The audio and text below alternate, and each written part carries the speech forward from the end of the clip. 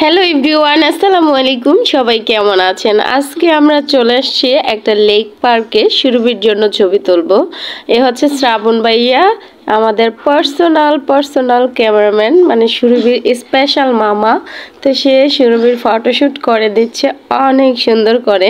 বেচারির চুল নাই, কিন্তু কি করব, পোজ দেওয়া কিন্তু কম চলতেছে না, বহুত পোজ দিতেছে। সত্যি বলতে আজকে আমাদের কোনো প্ল্যান ছিল না ছবি তোলা, ফটোশ্যুট করা, কিন্তু শ্রাবণ ভাইয়া একটা কাজের ক্ষেত্রে এই দিকে আসছিল, পরে আমাদের বলতেছে তোমরা একটু রেডি হও। বন্ধুরা, আমরা এখন আছি নারায়ণগঞ্জের একটি অন্যতম লেকে। এই লেকটা কার, কে বানাইছে, কে যে বানাইছে জানি না। নারায়ণগঞ্জের লেক এটাই জানি। যাই হোক, আমরা আজকে ফটোগ্রাফি করতে আসছি। এই যে দেখেন আমাদের ক্যামেরা। আমরা এখন যাচ্ছি, এই যে দেখেন। শ্রাবণ ভাই আমাদেরকে রেডি হইতে বলছিল, কিন্তু আমরা রেডি হই নাই, বাসায় এমনি বসে রয়েছি। তারপর উনি বাসায় চলে গেল আর আমাদেরকে জোর কইরা একটা শাড়ি মারি কোনো রকম প্যাচ দেওয়াই নিয়ে আসছে। দেখতেই পাচ্ছেন আমি একদমই নো মেকআপ, আর সুরভির মাথায় তো চুলই নেই, সেও মেকআপ ছাড়াই। তো নর্মালি যা ছবি উঠে আর কি। ভাইয়া বলতেছিল ছবি তোলো, পরে আমি এগুলো এডিট করে সুন্দর করে দিব।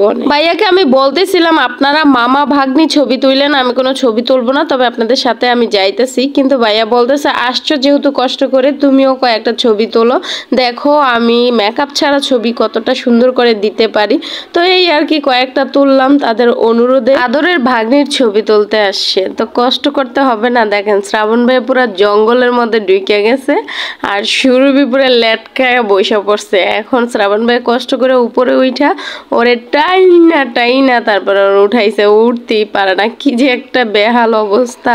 আমার পাকনা বুড়িটা খালি পোজ দিতেছে আর ছবি তুলতেছে। আমি বলতেছিলাম যে আর ছবি তোলার দরকার নেই, কিন্তু ওর মামাও আছে একটা পাগল, ও একটা পাগল, দুইজন মিললাই ছবি তোলার ওস্তাদ। একজনে খালি তুলতেই আছে, আরেকজনে পোজ দিতেই আছে।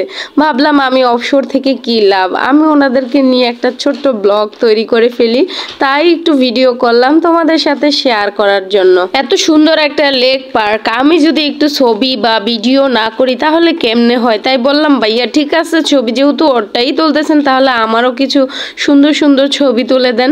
পরে ভাইয়া আমারও অনেকগুলা সুন্দর সুন্দর ছবি তুলে দিছিল। প্রথমে তো আমি ভাবছিলাম আমি আজকে কোনো ছবি তুলবো না, কারণ আমাকে দেখতে একদমই বুড়ির মতো মনে হইতেছিল, কিন্তু পরে লোভ আর সামলাতে পারলাম না। যেহেতু আমি ছবি তুলতে ভিডিও করতে অনেক বেশি ভালোবাসি, তো ভালোবাসার টানে আমিও ছবি তুলে ফেললাম অনেক। আজকের এত সুন্দর একটা বিকাল শ্রাবণ ভাই আমাদেরকে জোর করেই উপহার দিল, তো অনেক বেশি আনন্দ লাগছে আমাদের মামের।